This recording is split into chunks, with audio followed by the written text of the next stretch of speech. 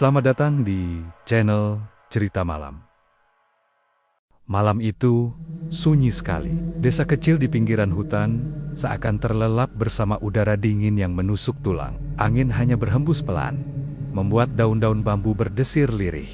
Rumah-rumah panggung kayu sudah gelap sejak pukul 9. Hanya beberapa lampu minyak yang masih menyala redup. Andi, seorang pria berusia 28 tahun, baru 2 bulan pindah ke desa itu untuk bekerja sebagai guru. Malam-malam di desa sebenarnya tenang, tapi entah kenapa, ia selalu merasa ada sesuatu yang mengintai. Jam dinding tua di ruang tamu berdentang 3 kali. Jarum panjang menunjuk ke angka 12, jarum pendek ke angka 3. Pukul 3 pagi. Andi masih terjaga, duduk di ranjang dengan buku bacaan di pangkuannya. Ia memang sering insomnia, tapi malam itu rasa kantuk justru datang lebih cepat. Namun, sebelum matanya benar-benar tertutup, telinganya menangkap sesuatu. Suara ketukan pelan terdengar jelas dari arah pintu depan.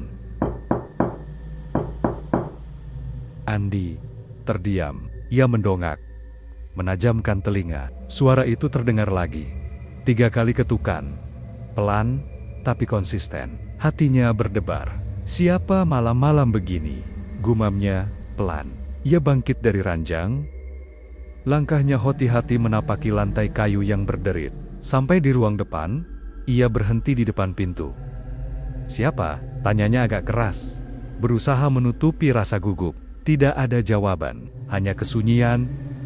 Andi menempelkan telinga ke daun pintu. Sesaat ia pikir mungkin hanya perasaan, tapi tiba-tiba suara itu terdengar lagi. Kali ini lebih jelas, lebih teratur, seperti ketukan tangan kecil. Andi menelan ludah. Mungkin tetangga, pikirnya. Ia pun membuka pintu perlahan. Engsel pintu berdecit pelan. Namun, begitu terbuka lebar, hanya halaman kosong yang terlihat. Rumput basah oleh embun, jalan tanah lengang. Tidak ada siapa-siapa. Andi menghela napas lega, tapi juga heran. Ah, mungkin angin, ujarnya sambil menutup pintu kembali. Ia mencoba tidur lagi, meski perasaan aneh masih menempel.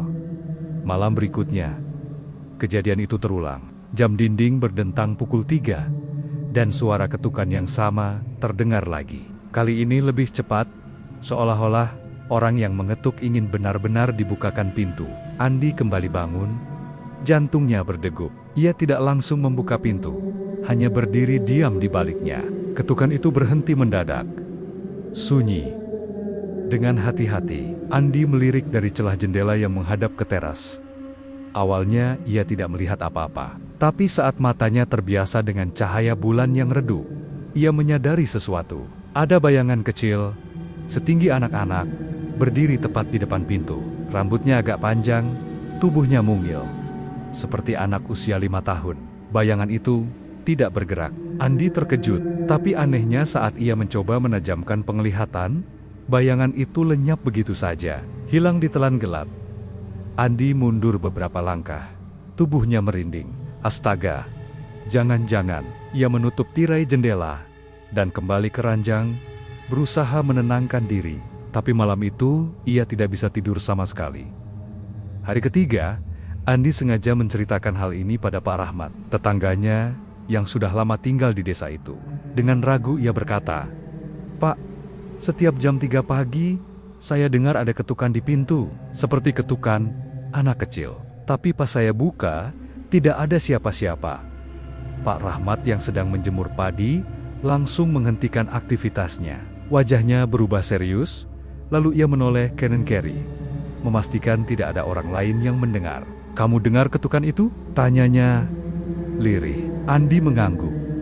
Pak Rahmat menarik napas panjang. "Sudah, jangan dibuka lagi. Kalau ada yang mengetuk jam segitu, anggap saja tidak dengar." "Tapi siapa yang ngetuk, Pak?" "Anak-anak tetangga." Andi bertanya penasaran. Pak Rahmat hanya menggeleng. "Di desa ini tidak ada anak kecil, Nak. Sudah lama." Andi terdiam. Kalimat itu membuat bulu kuduknya berdiri. Maksudnya, Pak Rahmat tidak menjawab lagi. Ia hanya berpesan singkat, "Kalau dengar ketukan itu lagi, jangan hiraukan, jangan sekali-kali menyahut." Malam itu, Andi semakin penasaran. Suara ketukan yang sudah 2 malam membuatnya gelisah. Kini jadi misteri besar di kepalanya. Benarkah tidak ada anak kecil di desa ini? Bagaimana mungkin? Ia ingat pernah bertemu beberapa anak saat pertama kali datang. Atau mungkin ia salah lihat. Jam 3 pagi, tiba lagi. Seperti sudah menjadi rutinitas, suara ketukan itu terdengar lagi. Kali ini lebih pelan, seperti mengetuk dengan sabar. Andi yang sudah menunggu sejak tengah malam, langsung merinding. Ia menatap pintu itu lama sekali. Keringat dingin membasahi pelipisnya. Rasa penasaran dan rasa takut bercampur jadi satu. Terserah apapun itu, malam ini aku harus tahu, gumamnya. Ia mengambil senter kecil, lalu berdiri di depan pintu. Ketukan itu berhenti. Hening. Ia menarik napas dalam-dalam, lalu membuka pintu dengan cepat. Halaman kosong. Lagi-lagi, tidak ada siapa-siapa. Tapi kali ini, ia merasa ada sesuatu yang berbeda. Udara di luar terasa lebih dingin, seperti masuk langsung ke tulangnya. Andi melangkah keluar, menyorotkan senter ke halaman, ke jalan, ke kebun di samping rumah. Semua sepi, tidak ada tanda-tanda kehidupan. Saat ia hampir menutup pintu, tiba-tiba bulu kuduknya berdiri. Dari arah belakangnya, terdengar suara kecil. Suara seorang anak. "Om, bukain pintunya, Om." Andi langsung menoleh. Sorot senternya bergetar. Tidak ada siapa-siapa. Suara itu jelas terdengar di telinganya, tapi tidak ada wujud yang bisa ia lihat. Jantungnya berdetak kencang, napasnya terengah. Ia buru-buru masuk dan menutup pintu rapat-rapat, bahkan mengganjalnya dengan kursi. Malam itu, Andi benar-benar tidak bisa tidur. Ia hanya duduk menatap pintu. Tubuhnya gemetar. Masih terngiang suara lirih anak kecil yang memanggilnya. Dan di lubuk hatinya yang terdalam, rasa penasaran semakin besar. Suara, siapa itu? Benarkah ada anak kecil di desa ini? Atau jangan-jangan sesuatu yang lain? Malam keempat datang dengan hawa yang lebih dingin dari biasanya. Awan menutupi sebagian bulan, sehingga desa tampak lebih gelap dan suram. Angin berhembus pelan, membuat dedaunan pisang di belakang rumah bergoyang seperti sosok yang sedang melambai. Andi duduk di ruang depan, lampu minyak menyala redup, sementara jam dinding tua terus berdetak. Jarum jam mendekati angka 3. Ia sudah tidak bisa lagi mengabaikan perasaan gelisah yang terus menghantuinya. Sejak suara ketukan itu muncul, pikirannya tidak pernah tenang. Apalagi setelah Pak Rahmat mengatakan kalau di desa itu tidak ada anak kecil. Kalimat itu membuat rasa penasarannya semakin besar.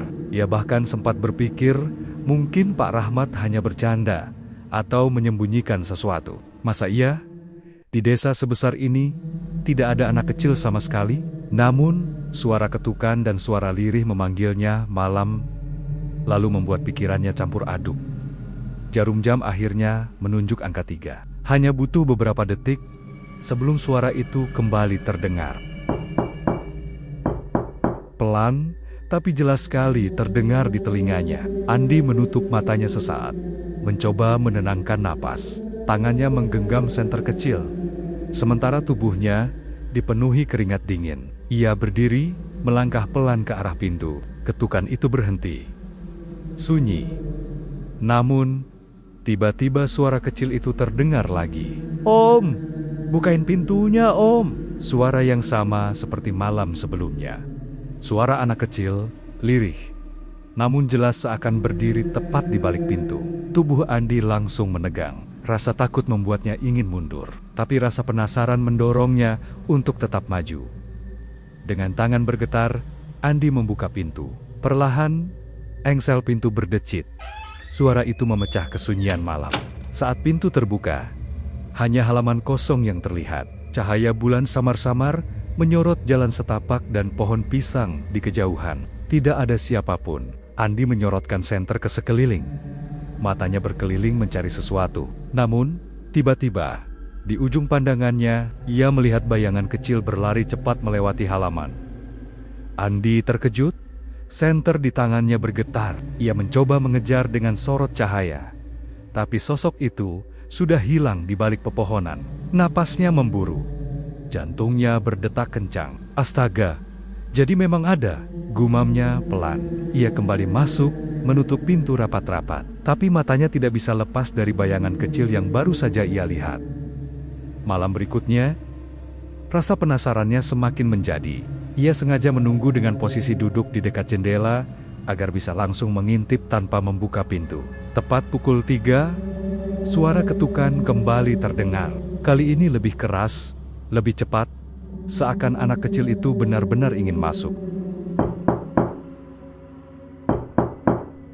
Andi menahan napas, lalu perlahan membuka tirai jendela sedikit. Dan di sanalah, ia melihatnya dengan jelas. Sosok seorang anak kecil, berdiri di depan pintu rumahnya.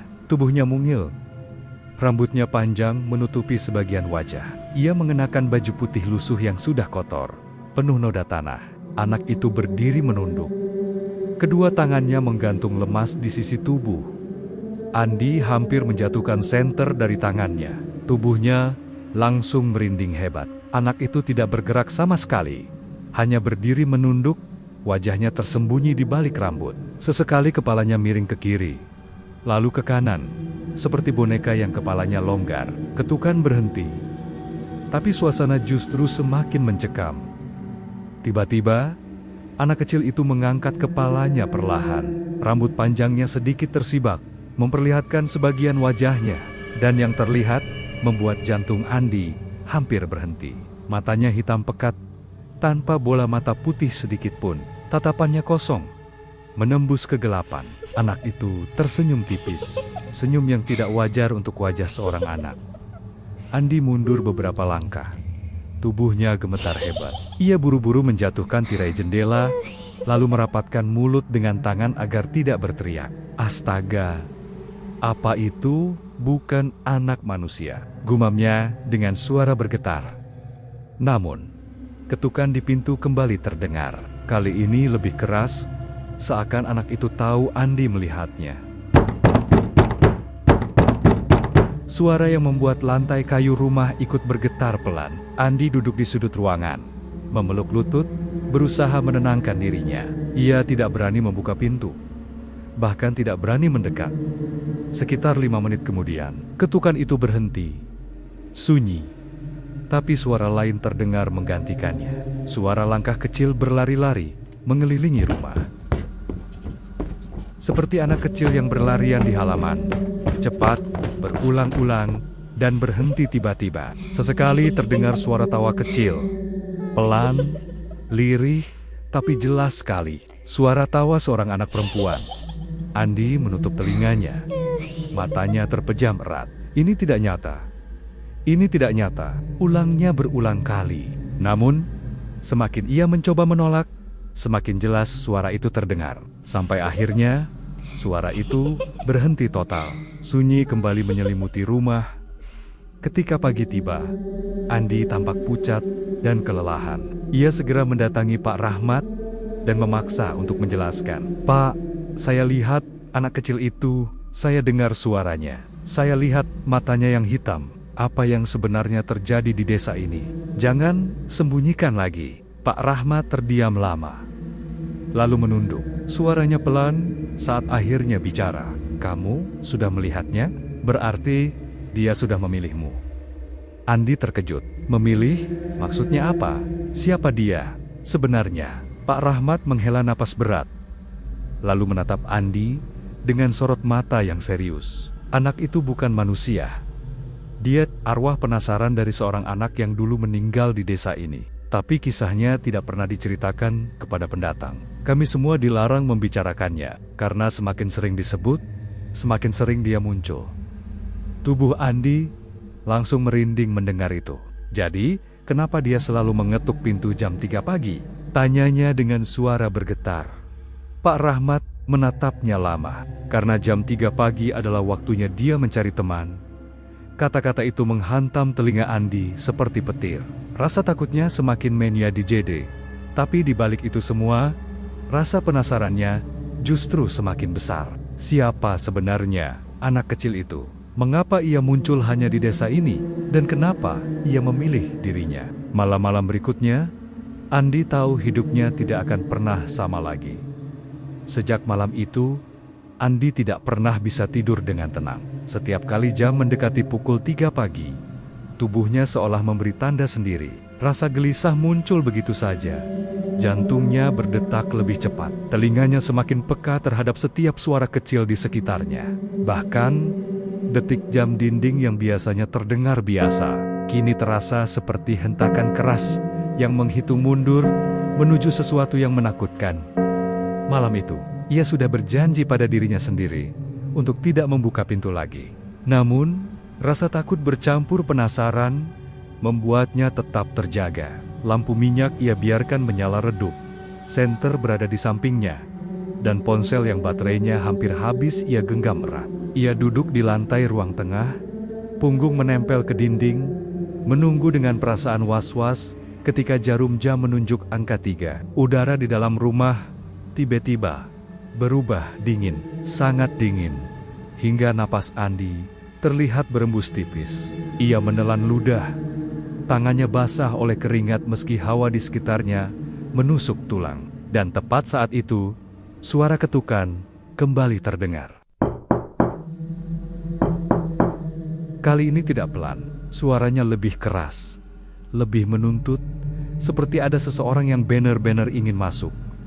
Andi terperangah. Ia memejamkan mata, berusaha menahan diri, tapi ketukan itu terus berulang, makin keras dan makin cepat.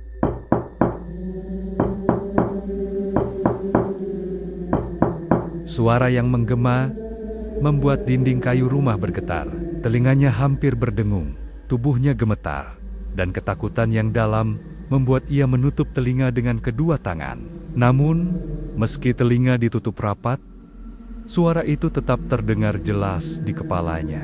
Seakan-akan berasal dari dalam rumah. Tiba-tiba, di sela ketukan itu, terdengar suara kecil yang memanggil lagi. "Om, ayo buka pintunya. Aku ingin masuk." Suara itu lirih, tapi kini terdengar sangat dekat. Seolah anak itu sedang berbisik tepat di belakang pintu. Bahkan mungkin di dalam ruang tamu. Andi membeku. Ia tahu pintu tidak terbuka. Tapi suara itu seakan tidak lagi berasal dari luar. Dengan tubuh gemetar, Andi memberanikan diri mengintip dari celah tirai jendela. Dan disitulah kengerian baru muncul. Anak kecil itu berdiri persis di depan pintu rumahnya, menatap lurus ke arah jendela tempat Andi mengintip. Rambutnya menutupi sebagian wajah, tapi senyum aneh itu masih terlihat. Senyum yang semakin melebar, terlalu lebar untuk ukuran wajah anak kecil. Andi terkejut dan refleks mundur, membuat tirai bergoyang. Dalam sepersekian detik, ia yakin sosok itu melihatnya. Karena setelah itu, suara ketukan berhenti total. Sunyi, mencekam. Hanya detak jantung Andi sendiri yang ia dengar, berpacu kencang seakan ingin melompat keluar dari dadanya. Ia menunggu, menatap pintu dengan tegang, tapi tiba-tiba terdengar suara lain. Suara langkah kaki kecil berlari-lari, kali ini bukan di luar rumah. Suaranya jelas berasal dari dalam, tepat di lantai kayu yang ia duduki. Berlari cepat dari ruang depan menuju dapur, lalu berhenti mendadak. Sunyi sebentar. Kemudian suara itu terdengar lagi, kali ini dari arah belakang Andi. Andi buru-buru menyorotkan senter ke sekeliling ruangan. Cahaya bergetar karena tangannya gemetar hebat. Namun ruangan kosong, hanya ada tikar lusuh dan kursi reyot yang sudah lama tidak dipakai. Tapi telinganya jelas mendengar langkah itu. Seperti ada yang sedang bermain-main, berlari-lari kecil mengelilingi rumahnya. Saat ia mencoba menenangkan diri, sebuah tawa kecil terdengar. Tawa anak kecil, lirih, menggema di dalam rumah. Suara itu datang dari sudut ruangan yang paling gelap, tempat cahaya senter tidak mampu menembus. Andi menyorot ke arah itu, tapi tidak ada apa-apa. Ketika ia hendak menurunkan senter, tiba-tiba sesuatu bergerak cepat. Sosok kecil melintas di tepi cahaya, begitu cepat hingga hanya terlihat bayangan samar. Andi terlonjak, senter hampir terlepas dari tangannya. "Astaga," bisiknya. Tubuhnya gemetar hebat. Ia sadar, anak itu sudah masuk. Pintu masih tertutup rapat, tapi entah bagaimana sosok tersebut sudah berada di dalam rumah. Tiba-tiba, ponsel di tangannya bergetar sendiri. Layarnya menyala, menampilkan notifikasi panggilan masuk. Andi membeku saat melihat siapa yang menelepon. Tertulis, anak kecil. Jantungnya seperti berhenti berdetak. Tangan gemetar hebat. Ia hampir tidak berani menekan tombol apapun. Namun sebelum ia bisa menjatuhkan ponsel, suara itu terdengar langsung dari speaker. Suara anak kecil yang sama, terdengar jelas, "Om, aku sudah di dalam." Andi menjatuhkan ponsel dan senter sekaligus. Cahaya senter berguling di lantai, menyorot ke arah pintu. Dan di bawah cahaya itu, tampak sepasang kaki kecil tanpa alas, pucat, kotor, penuh tanah basah. Perlahan, tubuh mungil itu muncul dari kegelapan. Sosok anak kecil itu kini berdiri tidak jauh darinya.